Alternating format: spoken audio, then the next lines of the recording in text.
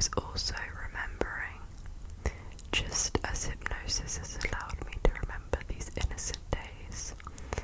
I remember me remembering even earlier days. It's not a past life, I don't think. Actually, my 2-month-old brain isn't capable of much thinking at all. Instead, it's as if I'm looking through a vivid scrapbook from before. In this before, I don't have a body. I'm just sort of floating out and in some indistinct place. It's very bright, blinding really, and I'm not alone. Lots of us there, balls of light. Is this heaven? Am I looking at souls? 2-month-old me begins to cry. Grown-up me on this therapist's couch begins to cry too, but I don't know why. The hypnotist asks me to describe the feeling, and I hear myself gasp one word: hide. Then, as if one page in this pre-life scrapbook flips to another, I see the coming horror. It is violating the sea of light. It is the eater of souls. The eater of souls. No version of myself. The grown-up, the baby, the ball of light can comprehend it. It is dense, heavy and black, and it comes for the souls. Infinite light begins to be snuffed out, and it comes for me. Some of us go the only place we can hide, into bodies. These bodies. 2-month-old me shrieks to remember. Grown-up me gasps and sits up, fully awake. It is still out there, eating. I came here to recover the joy of my childhood. I leave a certain knowledge of what's to come. After this life is over, there is nowhere to hide. It is waiting, still waiting for me. Regression. Number 2. I love to see how deep water wells go, and I don't know why I find it so much fun. It's a fun hobby of mine, really, and I just enjoy knowing how deep wells go. I travel all over the world, and whenever I see a well, I get so excited because I just have to know how deep it is. A couple of months ago, I found a well, and I then excitedly snatched a kid from a wandering mother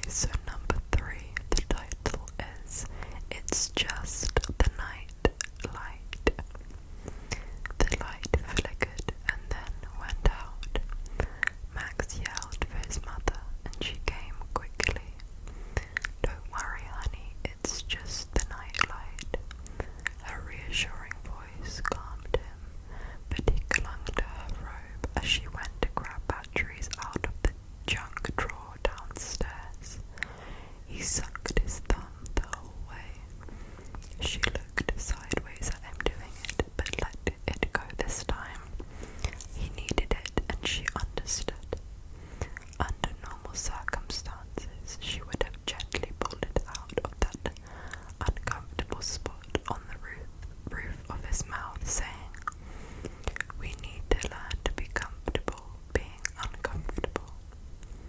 Back in the room, she changed the batteries, and the soft glow of his Eeyore nightlight emanated. He was a sickly child and felt very different from all of the other kids. It was no wonder to her that he connected with the melancholy donkey more than any of the other cartoon characters that were pinned up and stuck to the walls. She brushed his hair gently and cupped his face and hummed his favorite song, "Rockabye Baby." He put his hand on hers and said, "No, Mama." She stopped. She stared into his bright hazel eyes and continued stroking his head until they began fluttering. When his body started twitching lightly, a telltale sign that someone has begun sleeping, she got up and went back to bed. Time went on and Max grew. Watching your children grow is heartbreakingly bittersweet. Gone were the days of Max needing her to change batteries. Eeyore and the rest were replaced by mountain bikes, and he had grown out of his ailments. And while her heart yearned for that baby who clung tightly to her robe and sucked his thumb, she was proud that he had shared with her the best moments of his adult life, when he became an astronomer, when he found a good woman to marry, and when their children were born. When they surrounded her on her deathbed, she smiled with strong, loving devotion. She cried. She wept her final tears with an aching heart for the life that she had never missed. And yet missed being in so dearly. He held her hand and gently brushed her hair, just like she'd done for him with her when her chest stopped rising. Max continued down his path and visited her grave as often as possible. When he was home, his concentration was raising good kids, and when at work, doing a good job. One day something odd happened at work. A star he'd been watching wasn't there anymore. He searched for a long time, but it was just the first. By the time his findings circulated amongst his peers, thousands of stars were disappearing by the second. It was discovered that a black hole was approaching Earth at unknown speeds. He was with his family watching the last star when it flickered and went out, and instinctively he bit his thumb and wished for his mother. Okay, number 4. I'm outside Mum's house, bare feet planted firmly on searing, hot pavement. The sky is a greasy shade of penguin beak yellow. It's strange, you know. I've never really considered how the sky should look. I just took it for granted, I guess. 5 minutes. How long has it been? I can't even remember leaving the house. Only have 5 minutes though. Better make the most of it. The right thing to do, ma'am. Oh, I didn't see you there. Sometimes my mind just blanks on faces, removes them entirely. I was born with parts of my brain all loosey-goosey. The doctor said if you shook me as a baby, you could hear them all squishing against each other up there, you know, in the brain juice. You shouldn't shake a baby though. Painless. That's Bobby over there. With his scissors. Always hated me. Called me Fred. Fred half a head. Even though my name is Jonah. His sister, Josephine is the one without the eye. I kind of like her. Not sure what happened to her eye though. Something to do with the scissors, I bet. No registered activity for months, going on a year. So I'm only allowed outside for 5 minutes, because I keep forgetting where I am. And since I don't do faces well, I always walk into people, and some take offense to that. Say, could you read this note for me? I don't read well. The words kind of freak me out. Makes me remember things that never happened. Blank. That's right, I was going out for blank. I do that, you know. Help around the house, buy groceries and stuff, and I almost never get lost then. You ever seen that movie Memento? I have, but I can't remember it. Was it any good? Is it over? Say, you look familiar. Did you see that? He moved. His eyes moved. Mum. Reflexes. There is some activity for up to 4 minutes after death, but they're just cadaveric spasms. No, I'm allowed 5 minutes, not 4. You did the right thing, Mum. He can rest now. Please, there's still a minute. Okay, number 5. The title is Maybe You've Seen Mrs. Typical. Maybe you've seen Mrs. Typical, but I guess you wouldn't remember. I am envious. Your eyes might have flickered across her face, but nobody really notices. She's the one who sits at the back of the class and never raises her hand. In a cinema audience, in the angry queue for an early morning latte, in the crowded elevator. She's everywhere and nowhere. Don't try to picture her. You can't.